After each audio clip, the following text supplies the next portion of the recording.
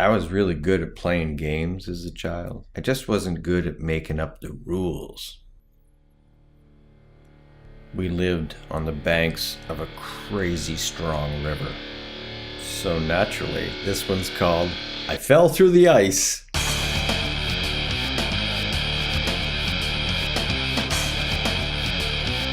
Okay, I'm about 13 years old in this one, at the height of my bad decision making. We always found things to do on the St. Lawrence River. This river is so treacherous. It's deep and fast flowing, but because it's a freshwater river, it does have a tendency to freeze near over in certain points. The middle of the river is usually kept open so the lakers can still come and go from the Great Lakes. So, the shoreline in my hometown is a lot different now than it used to be, but there was a company called the Reynolds Coal Company, and the Reynolds Coal Company was situated right beside the rowing club in our town. Well, as usual, we're looking for stuff to do, and usually stuff to do includes the river or some body of water. Now it's winter, so we come up with a game. Who can walk farthest out on the ice? Didn't put a lot of thought into the game, didn't put a lot of thought into the rules. Anyways, we all went a round or so and walked out 10 feet. I decided I'm gonna end the game right here, go for some big air.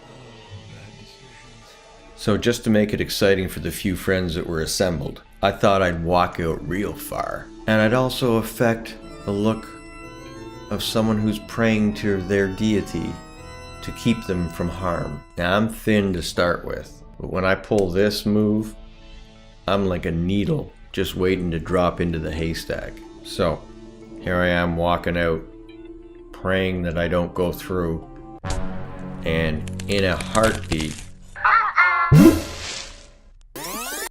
I'm through. I was decked out with the full parka, snow pants, boots, everything. As I'm going through the ice, I can feel my clothes just sogging up, and my head actually gets into the water, and I feel the strong current taking me, wanting me to let go and succumb to the peace.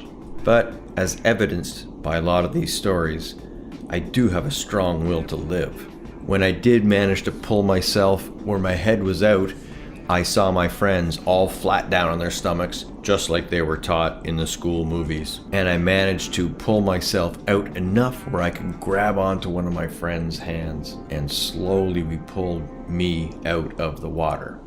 I look up to the Reynolds Coal Company and see the one guy who's probably working on the Christmas holidays coming running down, trying to put his boots on, trying to put his coat on, swearing like a sailor all the way down.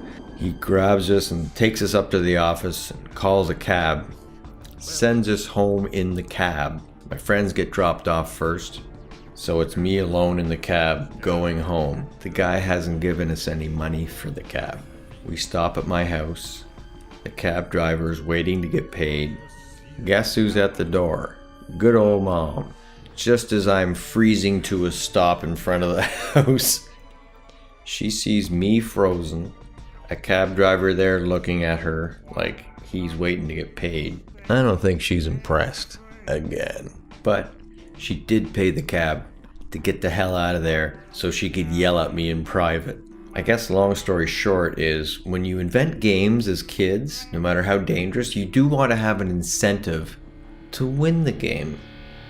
You're not always going to have someone like me who will play to win regardless. That was another Dad's Quality Story.